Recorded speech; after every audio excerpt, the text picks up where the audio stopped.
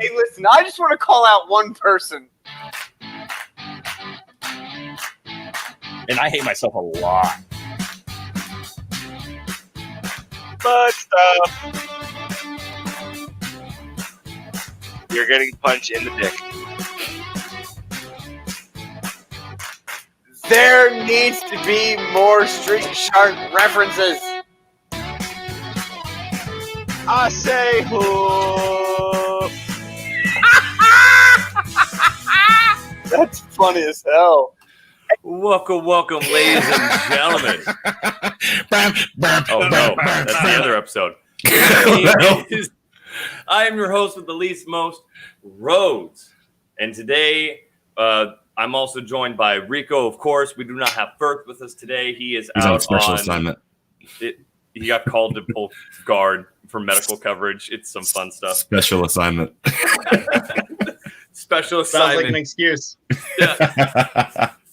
Today we have the great privilege of having Nate Mcdonald on here. He is the COO and VP of Irreverent Warriors, which is a veteran community outreach program, which stems on suicide prevention. But I'm going to let him kind of more go into that because it's his thing.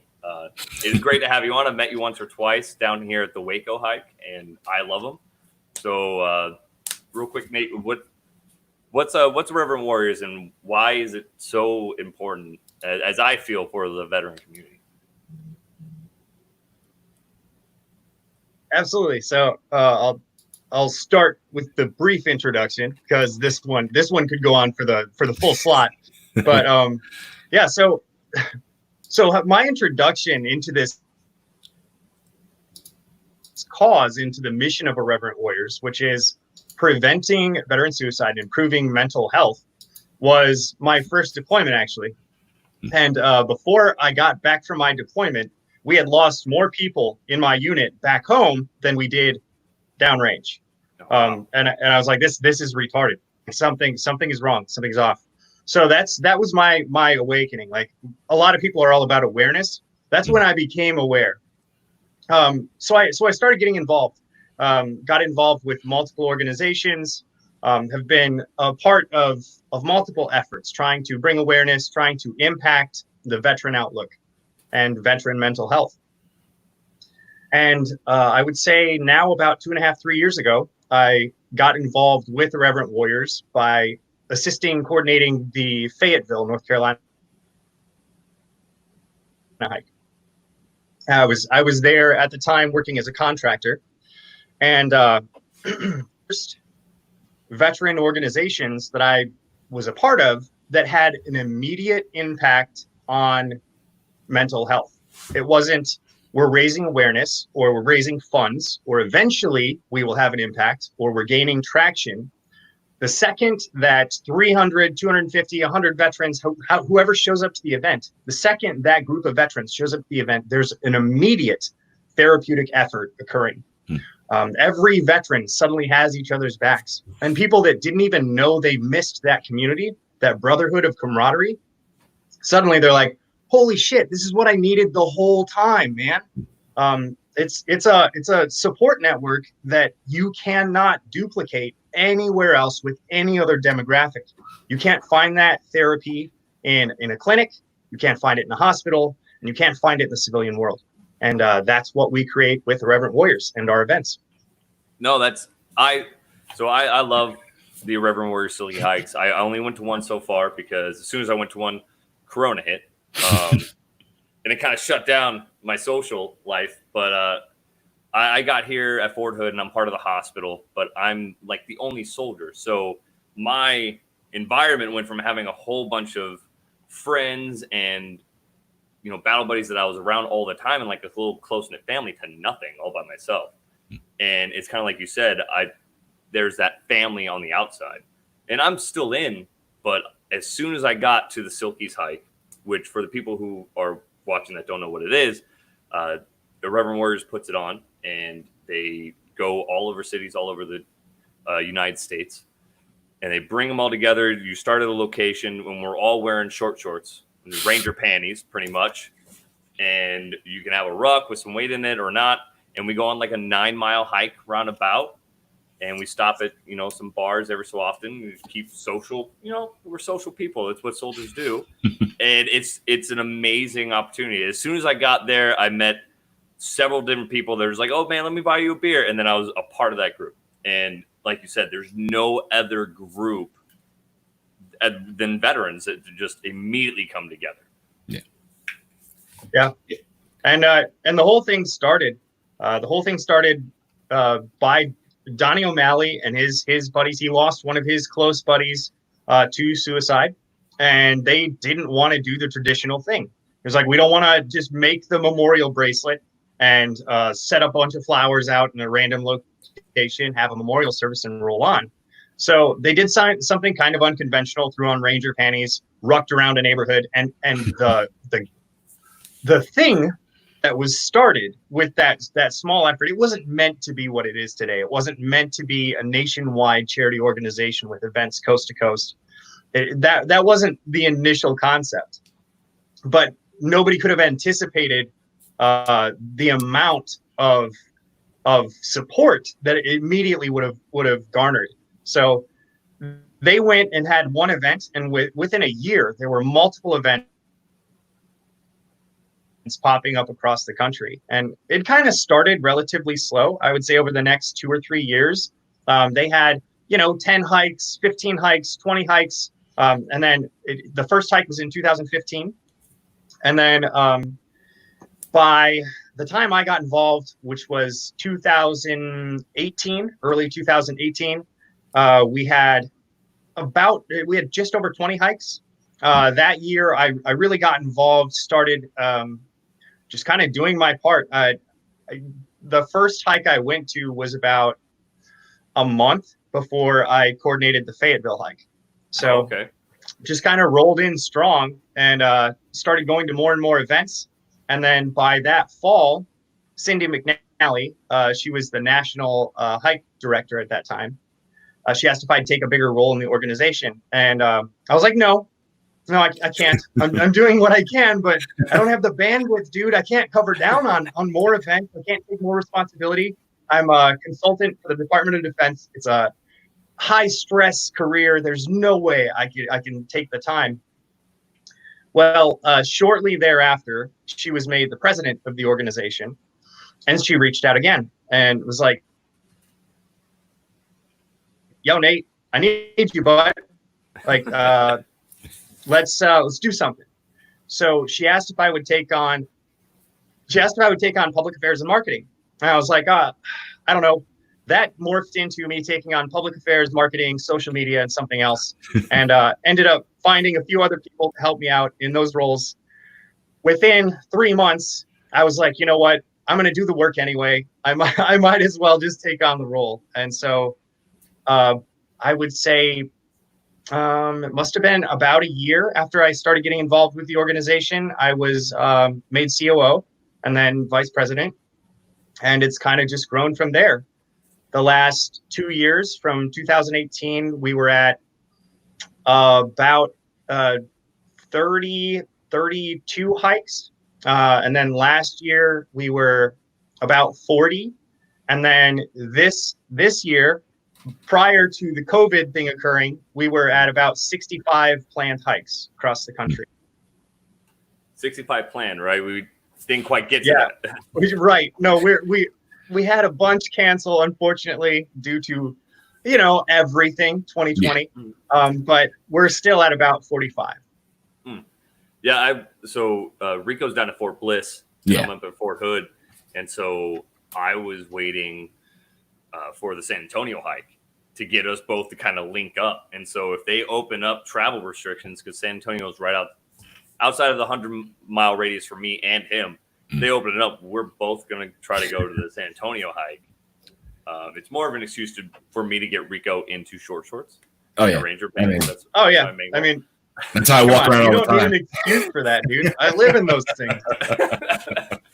When I saw there's pictures all over social media, but when you showed up to the Waco hike, you and your wife, correct? Girlfriend, yeah. No, you and your girlfriend, they both showed up. They both showed up in American flag Ranger panties and in a flag T-shirt with bandanas on, and I was just like, Nice. "That is And bow ties. yeah, and American bow flag tie, bow tie. Never forget Yes. a bow tie. an American flag bow tie." And I was like, "This is for one, the most American couple that's ever existed. For two, I'm like, this is yes. If you're gonna host this hike, that's what you show up to." and the other people that just show up because,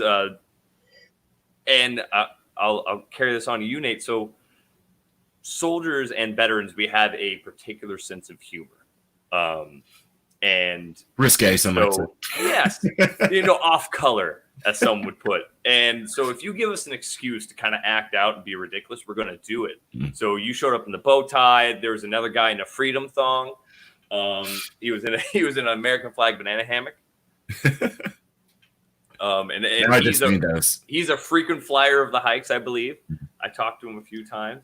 And there's just I think there was a dude in a banana costume.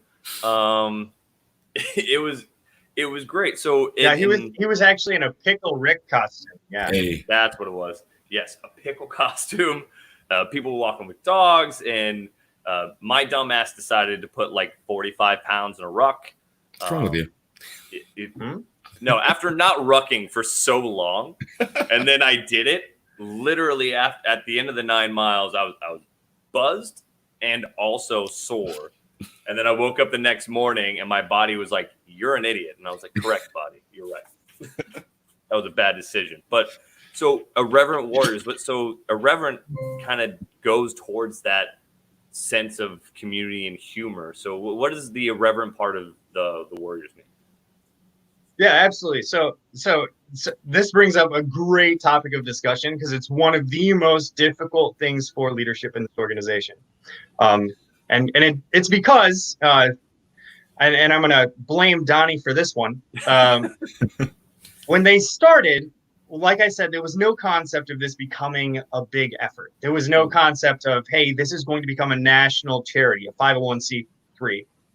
There was no concept of, this is going to be the effort that improves the veteran outlook in the United States. It was, hey, this is a fun event. So it was like you were saying, like people showing up in thongs, getting wasted, just doing dumb shit. And as anything would happen if you bring Zero. a group of soldiers together with no supervision. 100%, yeah, exactly.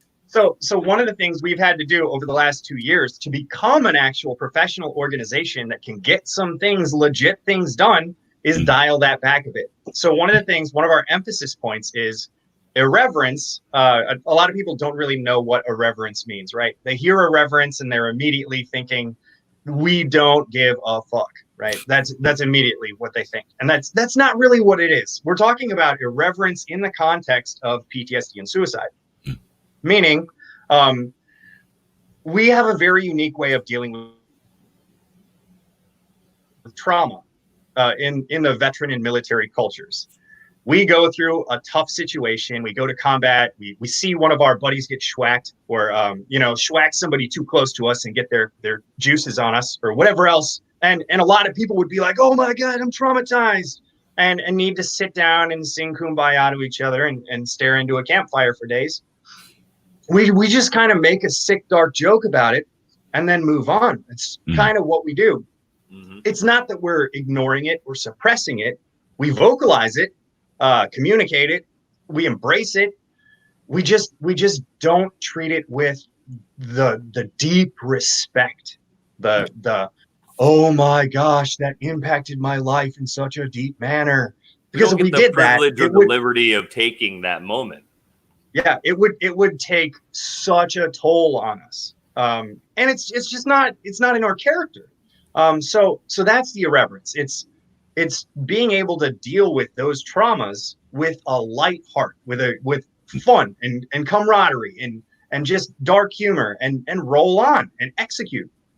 So trying to communicate people, this is irreverence, and we're going to be irreverent. We're going to make dark jokes. We're going to keep this a closed veteran and military environment because you inject a civilian into that silky like they're not going to get what's going on.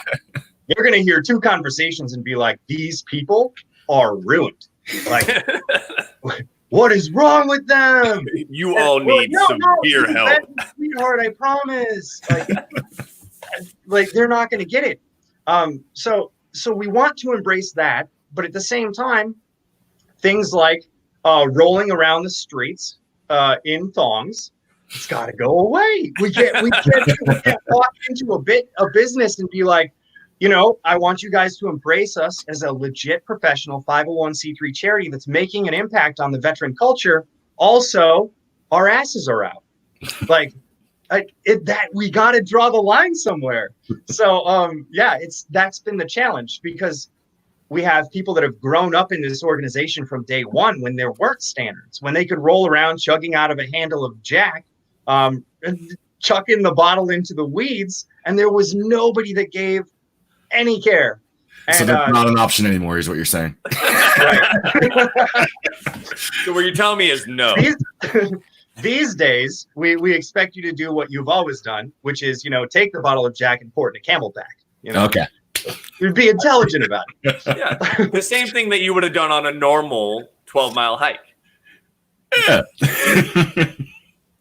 Make it 3 miles in, just get hammered and go from there. You no longer care. Yeah. I mean, come on. No, that's what I love about it. When we did the hike, I thought that we were going to kind of like be on a green belt or whatever it may be. And when we started off at a local brewery. And then we started going. We kind of stayed on a green belt, went through Baylor campus. But then after that first stop, we went straight into downtown Waco.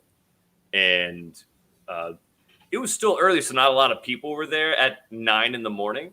But by noon, 2 o'clock, our third or fourth stop, everyone's starting to feel a little bit weird, playing music. I think you were playing Backstreet Boys off your backpack.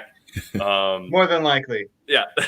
We're all singing Journey, because if you want a bunch of drunk veterans to start singing, play Journey. I mean, that or Taylor Swift. I mean, either way. Oh, yeah. Y'all get some Tay-Tay. Some T-Swift. And we're going to these bars, and everyone's coming up to us. We have people with their families coming up and asking us for pictures, and it's a bunch of shirtless dudes in short shorts. And it was awesome. And we're carrying flags, and we had several guys trying to hit on the Baylor girls that were walking around on campus. It was an interesting scenario, but it was just seeing the camaraderie. And what brought me to it, I didn't know these hikes existed until I actually saw, and I'll give credit to him, I saw one of Donnie's videos of his interviews during the hike. And that motivated me to do it. But then I was like, oh, I kind of want to do something like that. And so I reached out to you, and I ended up doing that during the hike. And I haven't put out the video because I liked doing it, but that brought my attention out of the experience of the hike, trying to record and interview people at the same time. And so I watched back on the videos, and I was just like, I heard better stories one-on-one without a camera than when I recorded. So I was like, I'm not going to put them up, but I'm going to continue doing the hikes. And that's what brought me to it. And I wish I would have known about the events back in 2015 when I was actually in the States. Because I think you would have seen a much different experience, dude. It probably would have been. Yeah.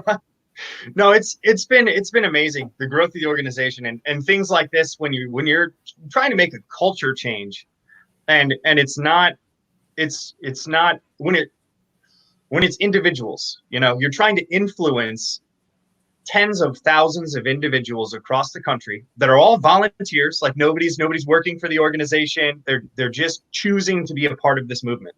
Mm-hmm. And you're trying to make a culture change for the greater good of the veteran community. And when we're talking about the veteran outlook, right, and people embracing veterans, and we're talking about stigmas, right, PTSD and suicide. Everybody at this point, I'm not gonna say everybody, but a lot of people know about veteran PTSD. They might not all know about the numbers, the 20 plus military and veterans that commit suicide every day. And it's looking at something about that people, you tell them you're a soldier, and if you mention that you're a combat vet, they immediately just assume It's Oh just yeah, that he's kind of twisted. tags along with it. Yep, he's twisted. And one of the things that's going to influence the veteran outlook is finding a way to balance people understanding that we're a different breed, we have a unique experience, but also understanding that we aren't some ridiculous monsters that don't give a care about the community. That we're not going to roll through the streets and say, you know what, I served my country, I did my time, I don't care about you guys, I don't care, the laws don't apply to me. So that irreverence, but with respect, is what we're trying to transition to. And that having the community understand we're respectful and embrace us as a culture, understand we're a healthy culture, that's key to our health overall. No, I agree, and I'm gonna bring this over to Rico, but real quick, my friend Heather, she asked, how do you find the female participation in your hikes? And at least when I was there, from my point of view, it was a lot more than I expected. And a lot of female Marines were there. I met a few female Army and Army soldiers, but a lot of female Marines were there, and they just they were a part of it, and they kind of missed that community as well. And it wasn't something where you had to watch what you said, because they're saying more obscene shit than I was saying. And I would say there was an equal, not equal, there was more men there, but it was a good representation of the female veteran community, I think. How do you see it at the more different at other hikes? Yeah. So honestly, early on, I think there was a lower percentage of female participation. I would say over the last 2 or 3 years, there's been a solid uptick there. But I would say that proportionately, if you're talking about the proportion of military females to males in the military overall, we have a higher proportion of females that show up to our hikes. Like we have a good number of females that show up. And one of the things you kind of inferred was that healthy respect for the female veterans that show up at the events. And that female culture we have in Irreverent Warriors, it's fantastic. One of the things that we've all seen, and our female veterans and military have seen, is almost a cutthroat mentality, even among our females. And then, of course, we know about all the sexual trauma that they experience and all of that sort of thing in general, equal opportunities, all of that thing. And that just isn't a big deal in the Irreverent Warriors community. There's a healthy respect for our female veterans. You can hike in our ranks and know that the dude to your right and left are going to have your back. And if you're disrespected by a member of that event, go to someone else and bring it to their attention, and that person's going to get fixed. If that doesn't happen, find leadership. It'll get corrected, lickety split.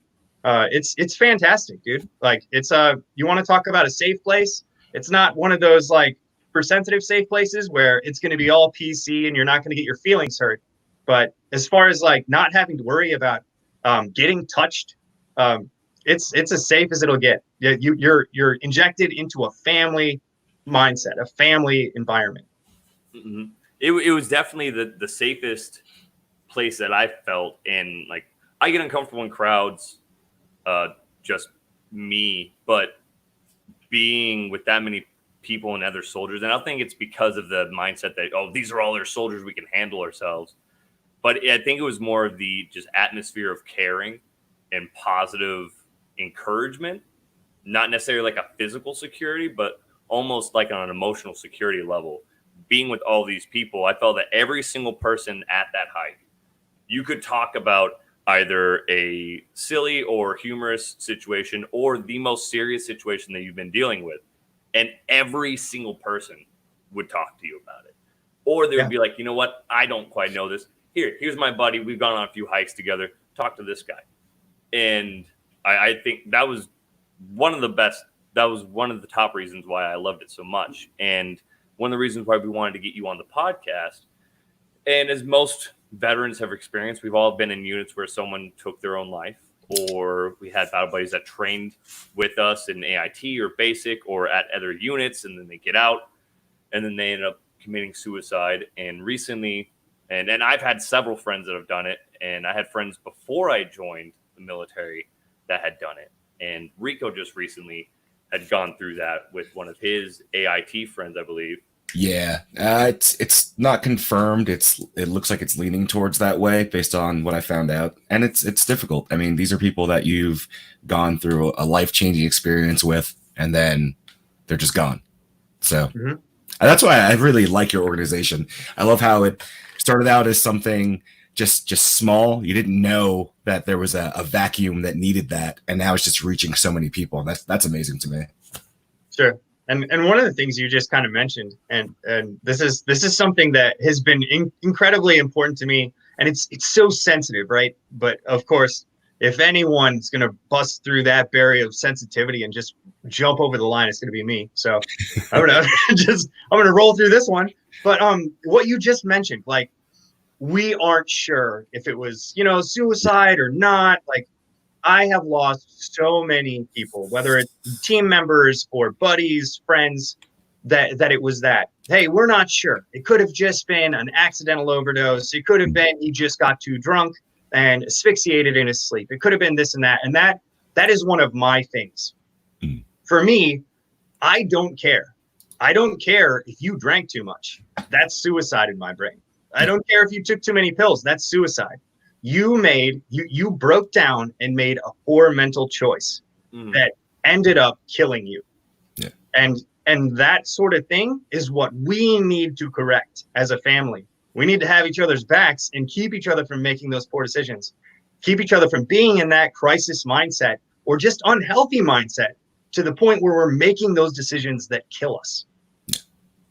So I agree, not having that cognizant awareness of doing it. It stems from somewhere. And if it's that prevalent within a certain community, like I was trying to find veteran suicide statistics, and other than the VA or certain places, they don't track that. Like the CDC or anywhere would track any other death by demographic, white, black, Asian, age group. I think veterans should be their own demographic when it comes to suicide, because it's such a significant community, and people don't really recognize it or acknowledge that it's there until it's right in front of them. And so with that, what is outside of the hikes and the events that you guys do, what is Irreverent Warrior trying to do in other veteran outreach communities trying to do to better the scenario or the situation? Because I know the VA, the Congress, and all sorts of different presidential candidates, they're just constantly trying to fix the VA, and the VA is like the bane of a veteran's existence. It should definitely be privatized at this point, but that's I've heard veterans be like, "Oh yeah, I have this wrong," and I'm like, "Well, you should go to the VA," and they're like, "No, I'd rather just be in pain." Like, they're like, No, "I can handle it." For sure. So the first thing, the Silkies hike. So the Silkies hike is 100% a construct. It is a way to entice a certain type of veteran to come out. And this is the veteran that the Silkies hike, Irreverent Warriors, is not about, hey guys, veterans don't need therapy. It's not about veterans don't need the VA or veterans don't need clinical psychology. That's not what it's about. It's about, we are catering our unique type of therapy to a certain type of veteran. We are not for everyone, but the veterans that we affect, the veteran community that we impact, are the ones that probably aren't going to get what they need from the VA, from normal group therapy, from civilian side therapy. Probably. I mean, they might, and I'm definitely not going to discount it.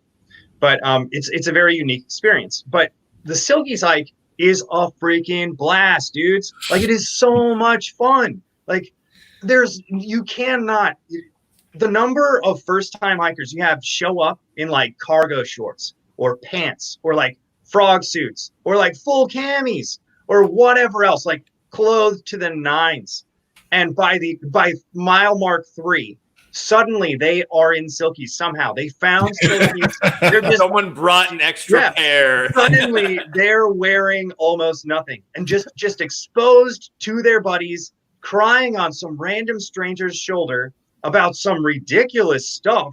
Like it's just such an amazing experience. It sucks you in, and you cannot anticipate it. I don't care how many people you talk to about the experience. You can prepare yourself all you want to until you're in that environment and experience it. You're not ready. But it's 100% a construct. It is just a way to inject you back into your brotherhood.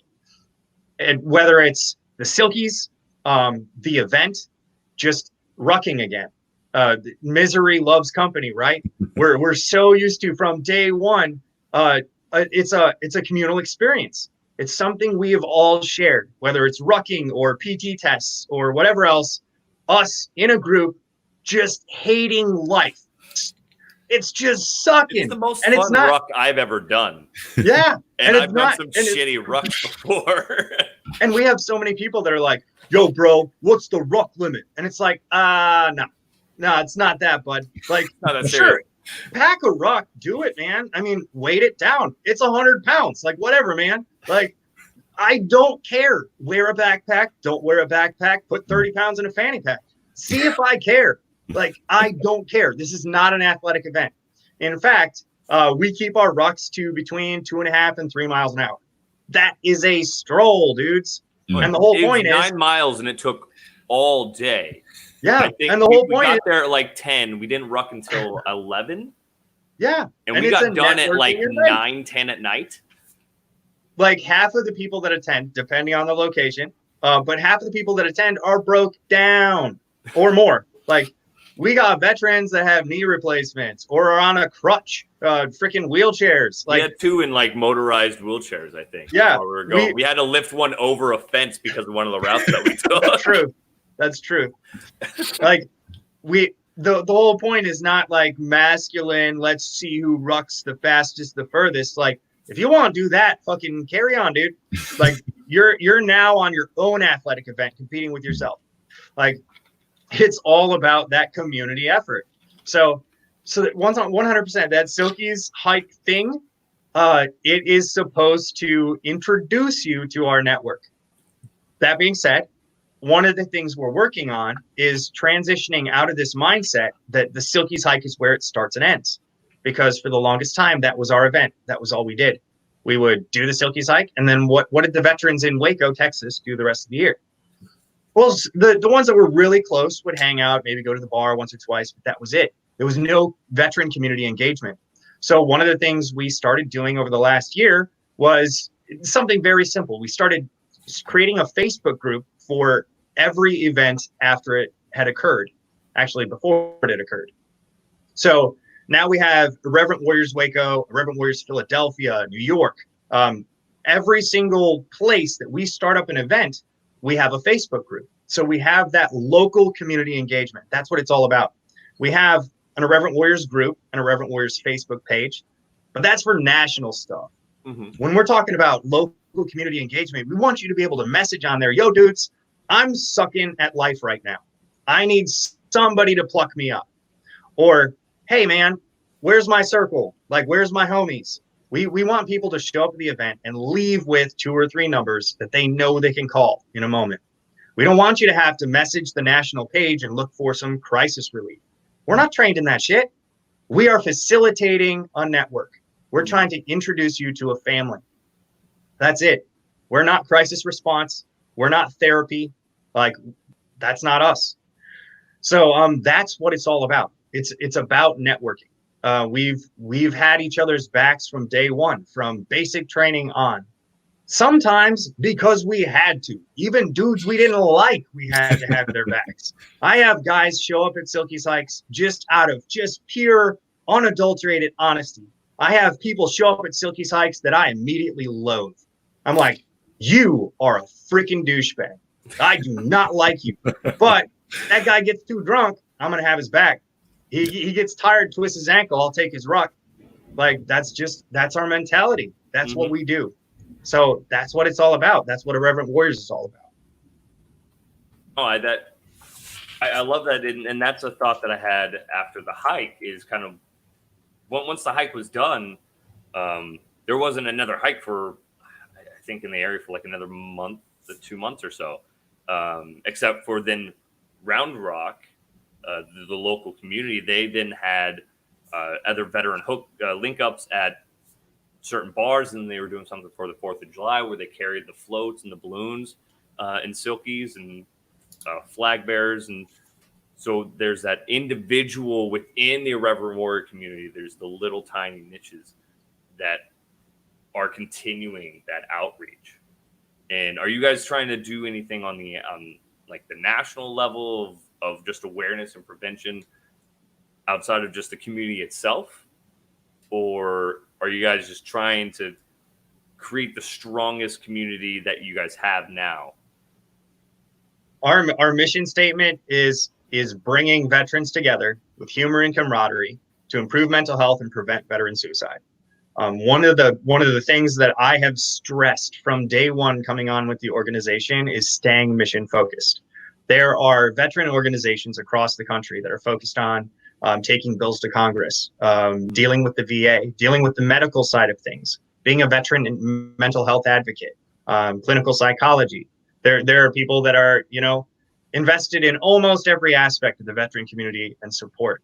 Ours is very, very specific. We create a network. We bring veterans together in a very unique fashion for a very specific reason. And one of the things that is going to allow us to be effective, that has allowed us to be effective, is staying focused there. Now, if we have the opportunity for people in our network to expand that effort to that sort of a thing, to market the organization and expand its mission to cover down on things like that, absolutely. But as the Irreverent Warriors leadership and organization, we are focused on that, just the networking aspect, just bringing veterans together. I have no doubts. I have met some incredible people in my life, and not all of them are veterans. I've met some incredible civilians. I've met some incredible civilians that are invested in our organization. But some of the most powerful people I've met in my entire life, some of the most capable and strong people I've met in my entire life are veterans. One of the most embarrassing things looking at the veteran community is seeing how fractured it is. And I can only liken it to something like religion. And I know you're not supposed to talk about religion, bro. Oh, no, we do. But we're going to go start on the Shroud of Turin. You look at religion and you're like, bro, how many Baptist churches are in this town? There's like 25 different Baptist churches. What's the difference between Berean, Faith, First, and Community Baptist? Like, are you serious? You're that different? But it's just this fracture over incremental differences. And that is the shit that's occurring in the veteran community as well. Well, my brand's different. Our mission is slightly different. Now, we don't do that, man. Now, we do this. Well, our shirts are green and yours are gray. Like, it's dumb. And we're taking this incredibly powerful force and we're fracturing it. And we're watering it down. If we bring the veteran community back together and network all the resources that already exist and cooperate with each other instead of battling against each other's agendas, we're going to accomplish a whole heck of a lot more. And all of those other things, the other aspects of improving the veteran outlook, are going to come together. No, I agree. And I think it just creating that as a whole, and then it all just kind of comes together. And I'm hoping that as we persist and we go on, things do get better for the veteran community. And there's always political candidates and just politicians all across the world that like to use these as stance points. Yeah. And they're like, oh, I'm going to do better for the veterans. And then veterans are like, where have you been for the past 15 years? They just don't believe it. We're pretty jaded. If you're gonna, you better keep my name out your mouth. How about that? If you're gonna give false hope to a community, don't give it to the community that sees through the bullshit because we've been let down by leadership more than anyone else. Like, if you're gonna give us some false bullshit to cater to, be more like convincing with it. Because as soon as they're like, "We're gonna make it better," we're like, "Yeah, that was my entire Army career." Yeah, and you're right. Like Excuse me. For some reason, we still manage to be gullible as a whole. But we should be so intuitive. Like we really, really do see through a lot of stuff. And that agenda piece is so strong. Like we said, the veteran community is so powerful and impactful. And when they have an agenda, whether it's making money or politics or whatever else, that will come to the surface eventually. It's gonna happen. And Irreverent Warriors, one of our things, it's never going to be about making money. It never will. There's a standard across nonprofits, and it's basically they want a certain level, a certain percentage of the organization's income should go to impacting the mission. Our overhead, meaning everything that it takes to run the mission in the background, whether we're talking about salaries, website management, all of that stuff, all of it. We're talking 8.7% of all donations to our organization is overhead. Everything else goes directly to our mission. That's unprecedented. It's dumb. If more organizations were actually mission focused, we could accomplish so much more. I agree. And I had a thought earlier. So when someone brought up the female veterans that were coming to the hikes, which I did see a lot of them. And do you kind of know the numbers of the differences between the two when it comes to veteran suicide between the two different groups? Absolutely not. No? No, I don't. Be honest. Sorry to put you on the spot with numbers, but no, you're good. I know the difference between like veterans and military. We're talking about between like 14 and 16% for veterans 14 veterans and 16 and a day.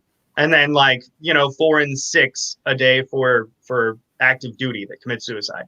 But even those numbers, like I try not to get into the numbers too much just because there's we've done the numbers so hard for the last decade, like since the 22 thing became such a big deal, and the reason why it's powerful is because of the meaning behind it, right? It isn't actually the number 22 that matters to us. It could be 23, it could be 20, it doesn't matter. It could be 10.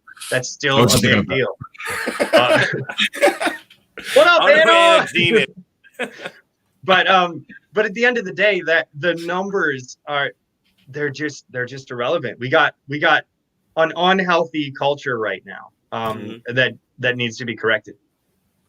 No, I definitely feel that, and creating that strong community just within the veterans and the active duty, because we already have it while we're inactive, and you've experienced, anyone who's ever been on the active side, and I don't know about the National Guard side, but I'm sure there's still that community. But I would feel that it's a little different because you're, part-time. But you always have that group that you feel like you can fall back on. I mean, this podcast derived from that. Me and Rico have been at the same duty station for the past 6 years. Yeah, we were together for 6 years, and then we finally broke up. Yeah, he didn't want to go to Hood. He broke my heart. Oh, geez. Who can blame the guy? It seems like that was the right choice now. And he had Hood as a choice, too. He's like, Hood or Bliss. I'm going to go on the other side of Texas. I'm having a hard time faulting him. I mean, as of right now, you probably made the right choice. But so just have that group together. It's fantastic. And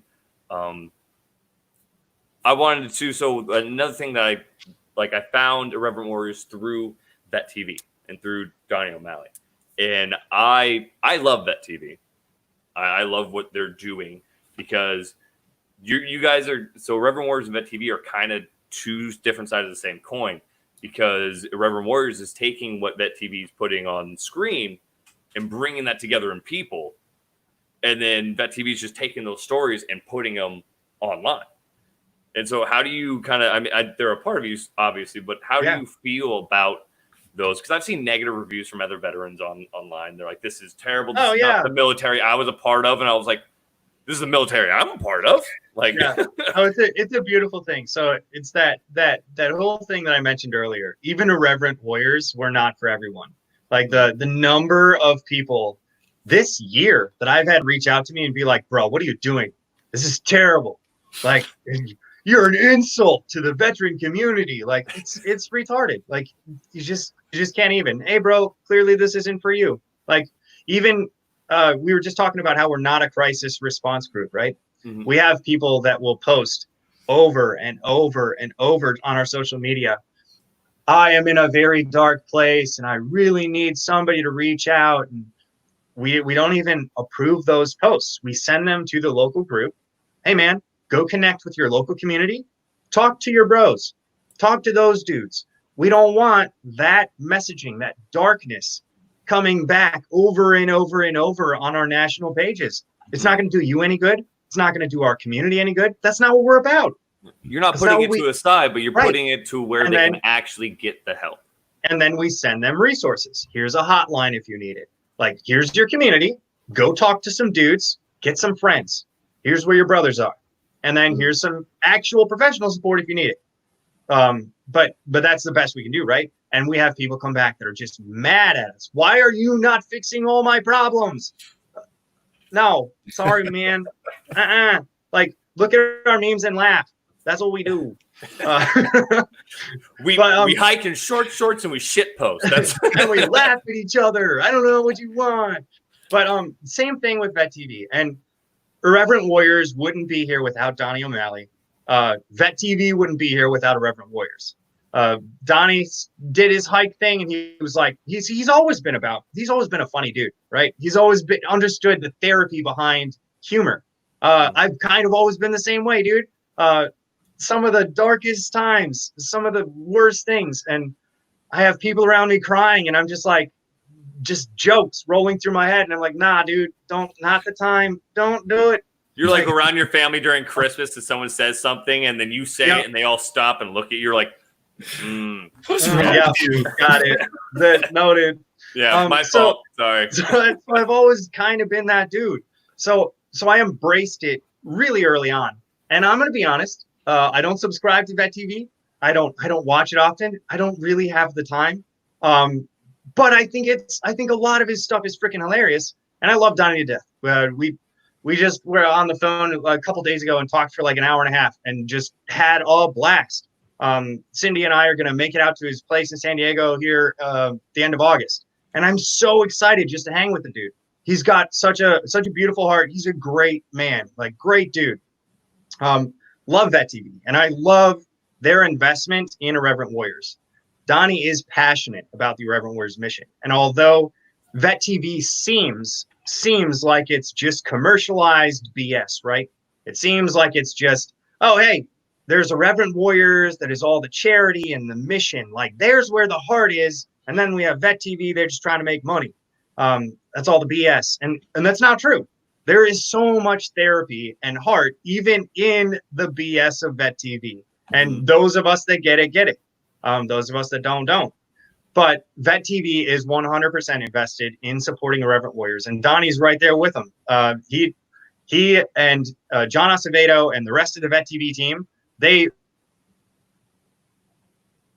plug our events constantly. They're one of the biggest supporters, if not the biggest supporter of Irreverent that we have with Vet TV is amazing, and I don't see it ending anytime soon. No, I don't think it should. And I see Donnie, he goes to some of the events. He goes on the hikes still, which is great to stay in that community. And I like Vet TV because I connect with some of it. But even myself, I've been in for 8 years. I've been on line troops. I've been in the hospital, all sorts of different aspects of the medical world. But I've never deployed. So there's still parts that I'm watching on Vet TV where I'm like, this is funny. This is hilarious. And then other scenes that Donnie will do, and I'm like, it's a little rough for me because I've never been in that situation. Yeah. But even then, I'm like, I can see, because being around my senior, 15-year Sergeant First classes that have seen some shit, you just look in their eyes and you can tell.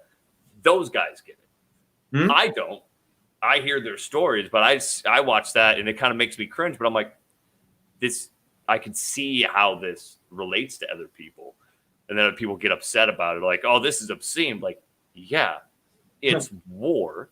You are not wrong. It's, like, But yeah, that whole thing, that's a perfect example, perfect reason why we don't have civilians in our hikes. Like we just don't embrace civilian involvement in our events, and it hurts a lot of feelings. We have a lot of veterans that don't understand that.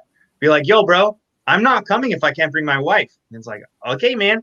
Like, I know if I was a veteran and I wanted to experience a Silkies hike the way I want to be able to say the things that I want to say to my brother next to me and have the conversation, that tough conversation or the retarded conversation next to my buddy. And I look in front of me and I see a dude's wife or his kids. I'm going to censor myself. I'm going to have to. There's shit we can't say around them. Because conscience. I still have one a little bit. Like that's why we can't. And it's the same way we have people that are like, hey, first responders deal with a lot of PTSD too. Do you not support first responders? And I'm like, that's stupid. Of course I do. Like, I love firefighters. Just support one group doesn't mean you don't support the other groups. It just means you're focused the on point this is, one group. Our mission is focused. We're focused on veterans and military. There are conversations that we could have that a paramedic wouldn't understand, and a conversation a paramedic could have that we wouldn't understand. It's a very specific demographic for a reason. Mm-hmm. And so when I went to the Waco hike, I wanted to bring my wife too, just because I think it would be great. I thought before I found out that you couldn't bring spouses, I was like, oh, there'd be other, veteran spouses there that can talk to her and help her and vice versa. And then I found out that it's just veteran. But then when I got there, I found out that a lot of the spouses helped volunteer to put it on.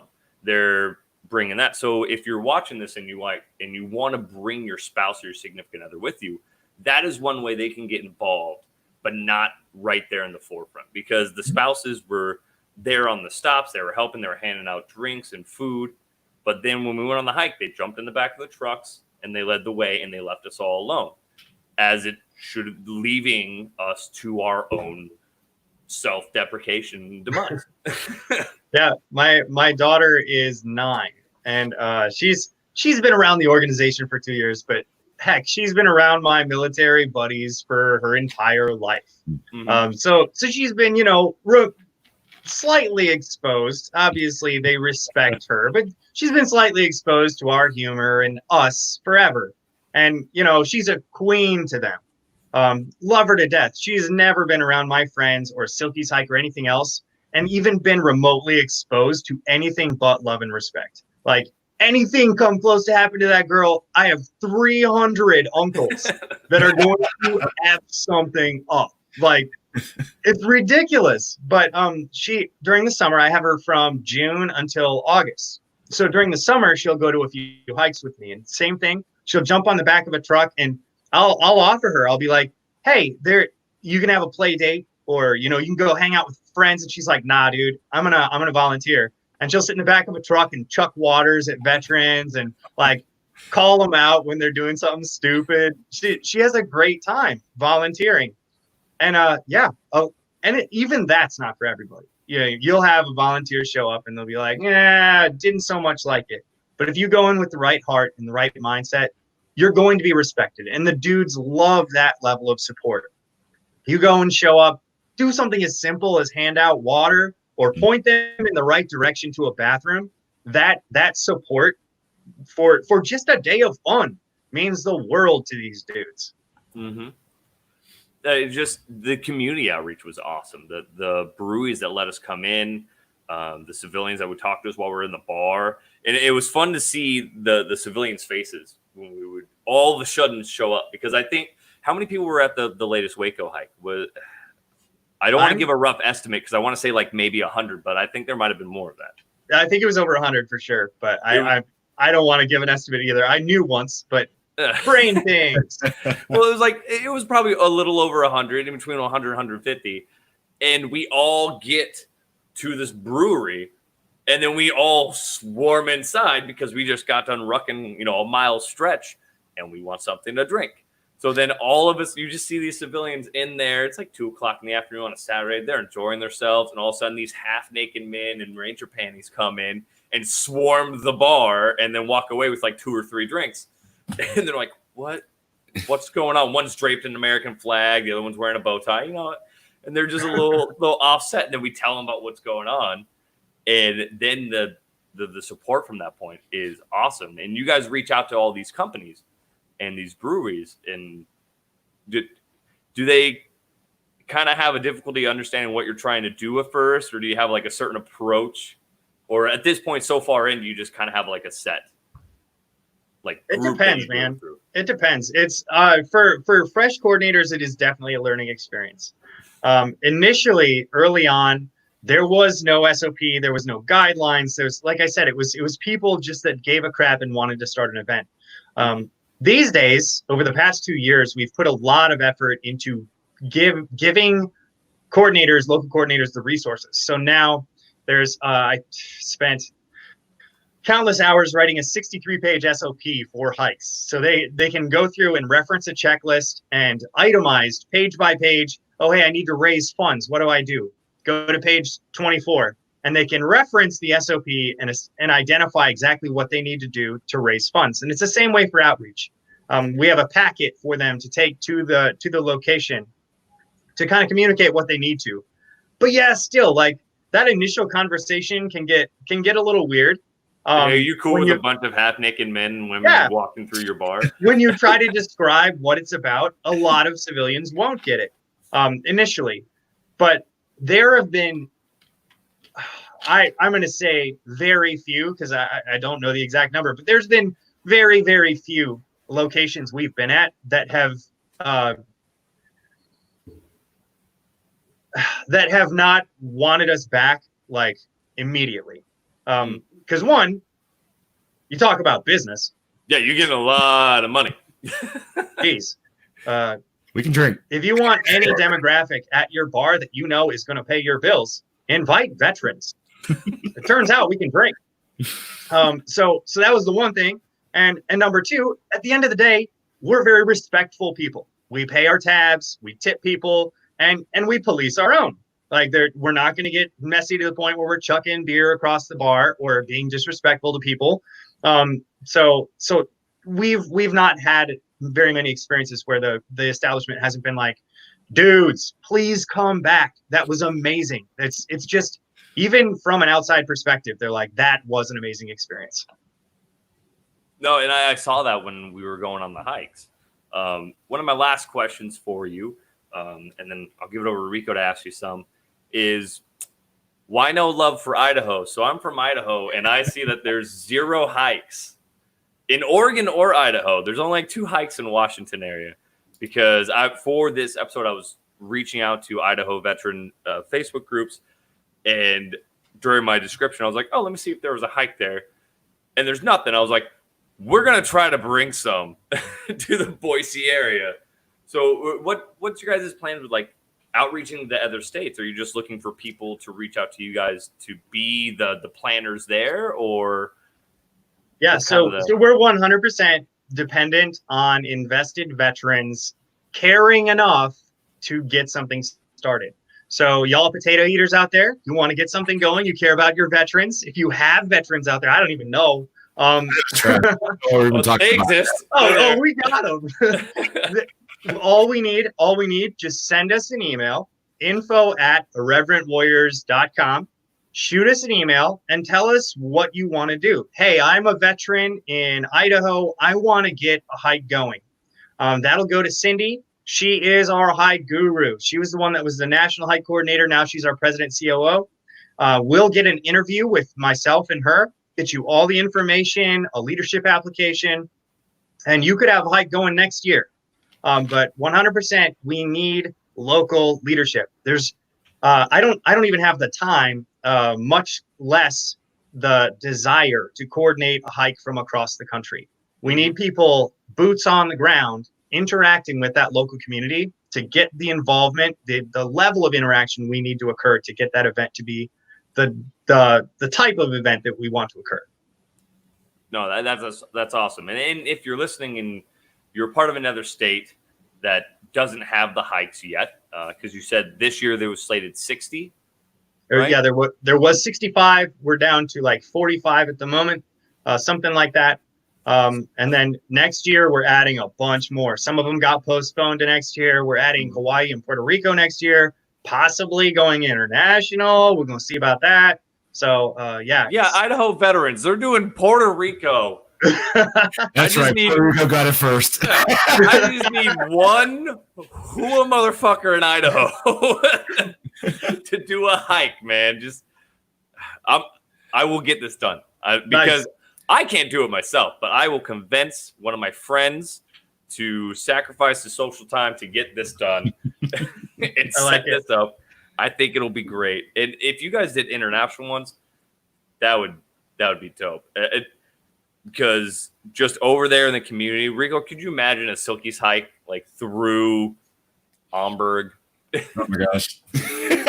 Just going around in any sort of army uniform, which just through Vilsec, like fuck it. Yeah, like everyone to the eyes, it's just like they wouldn't know what's going on. Like and they would think it was a second invasion. They'd be like, what the hell? You want to talk about veterans feeling isolated in the States. Now, how many expats are in Germany, England, Italy, and just have no one around them? Like, dude, life-changing. They mostly own restaurants. One of the best taco places in Germany was Nate's Tacos, and he's an army vet. McCready's representing Germany, and he's also saying he has Silkies. Let's just set it up, McCready. See, so that was another thing. Like I've never, because of the units I was part of, I've never worn Silkies or Ranger panties before this hike, and my PT shorts were a little short, but I've never worn Ranger panties, and I was going to do this hike. I was like, I'm not standing out that much. I'm buying some. And I bought some like the week before. And then I was like, I don't know why I've never worn them ever before. Like, they should make these a normal uniform outside of just the Marine Corps, because it's mostly Marine Corps and like Rangers. They'll wear them. It's not a normal Army thing. Yeah, not so much anymore. That's some old school shit these days. By the way, if you need them, shameless plug for our mission, www.irreverentwarriors.com. Click on shop. You can get some IW branded Silkies. All proceeds go to our mission. I'm going to buy some right now. Not going to lie. I've looked at them. I'm getting some for the next hike that I end up going to. One of the American flag ones. I love the logo of the soldier throwing the bomb backwards, not even giving a shit. I like the logo. I like the shorts. Yeah. I'm definitely buying my own. I'm definitely bringing baby powder next time because I have large thighs, and I found out that Silkies and large thighs do not go well for long periods of time. We also have some new designs coming out every month. Going on in the organization, we have a monthly newsletter. Comes out the first week of every month, the Irreverent update.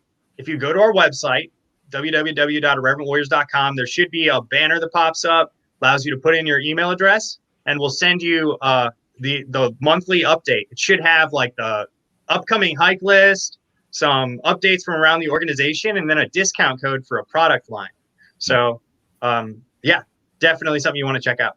Yeah, definitely look at them, guys. If you're interested in doing a hike, I highly recommend it. It is an amazing opportunity.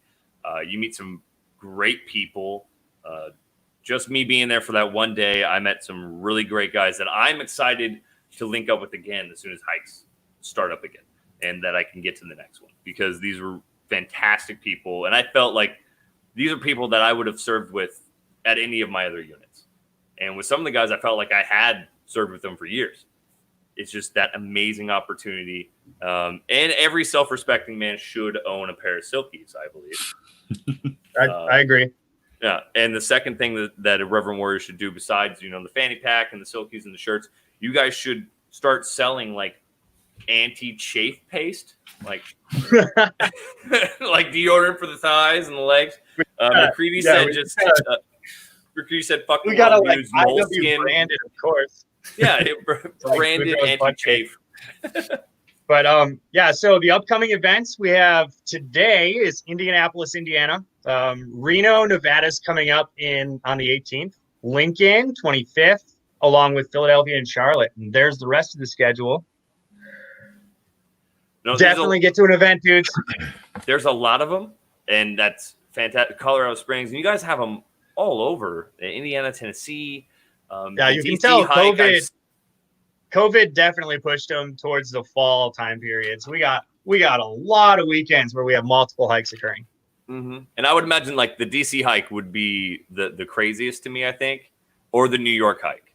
Just the amount of people there.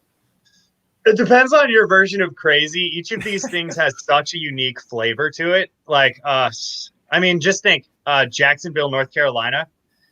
How many junior active duty Marines are there?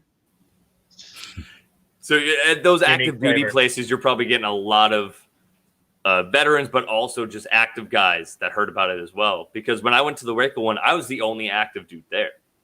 It was like maybe me and like 3 other guys. Yeah. And it actually, I was outnumbered by Coast Guard veterans than active duty soldiers. So that's something no one has ever said. Yeah, no. So one of the things I remember, and we were definitely outnumbered by the amount of Marines. The amount of Marines that went to this hike, and I don't know if it's outnumbered at all the other hikes, but we're all standing there, we're drinking, and someone's like, Marines round up, we're taking a picture, and all the Marines went to the front and they started taking a picture, and I'm standing next to an Air Force vet, and we're like, anyone else going to take pictures of the other branches? And it was Marines were the only ones that took a group photo. The Army didn't come together, the Air Force, the Coast Guard. So part of it is just how the thing started. Obviously, Donnie being a Marine, and it was a Marine thing from the beginning. But then, of course, just culturally, the Marines, Silkies, out of all the services, the idiots that are going to be like, hey, it's Saturday. What do I want to do? Let's go rock around town in Silkies, bro. Like, it's already itself. But it has a Marine idea. So yeah, the first 2 years, it was heavy Marine. It still is a good percentage Marine, but we're getting a higher and higher percentage of other services, which is really cool. No, that's fantastic. Rico, do you have anything before we close out? No, this is a tough topic, I think, for all of us, like in the community. I don't think I know anybody that hasn't been untouched by. Am I saying the right thing? Or that has been untouched? No, that came out weird. That hasn't been affected by losing someone like this. Yeah. So the fact that you guys you have this community going, it's building, it's growing, it's something that's needed, and it obviously shows. And people should be looking towards this type of group to, link up with people and maybe get the help that they need. We try to, I know Rhodes, myself, we've always tried to reach out to people who look like they're maybe not having the best time. And we try to bring them in so that way we can make sure everybody in this situation just has family, that military. Wait, are you saying something? Is there a reason you brought me on the show? Saying anything? It looks like he's really struggling, man. Let's have him on the show real quick. That's why I brought you. Rico, you assholes. The intervention episode next week, but that's my intervention. Thanks so much, dudes. It was a great time. Loved hanging out with you, and appreciate your investment in the mission. And look forward to doing this again sometime. Yes, no, I would definitely love to have you on, and just doing a bigger event. And like I said, I'm not gonna record at the other future hikes because that pulls me out, and I want to be there and be in it. But I want to figure something out to kind of expand as much as we can just for this movement. And so if you guys are interested in Irreverent Warriors, go to irreverentwarriors.com. Look at their events, try to get their newsletter, look at the gear, see the events that are around. And if you're interested in hosting your own event for a community, if you find that the closest hike that you guys have is, a couple hours away and you have a larger community outside, reach out to what was the email again, Nate? info@irreverentwarriors.com. But if you go to the website, everything is on there. At the bottom of the event page is the email address, but everything is on the event page. Donation links, the event links, everything. Fantastic. Go and find them on Facebook. Like, share, subscribe to them. Show them some love. Reach out. Let other veterans know that you're there. And if you need to reach out, always reach out. We're here. There's a bunch of people around the community, and don't be afraid to reach out and help, because that's the only way we make it through the troubles that we're having, is reaching out to people that know and understand, and that's us. So thank you guys for your time. Thank you, Nate, for watching. Everyone, please like, share, and subscribe this video and our page so we can keep bringing you great people, great guests, and information. From myself, peace.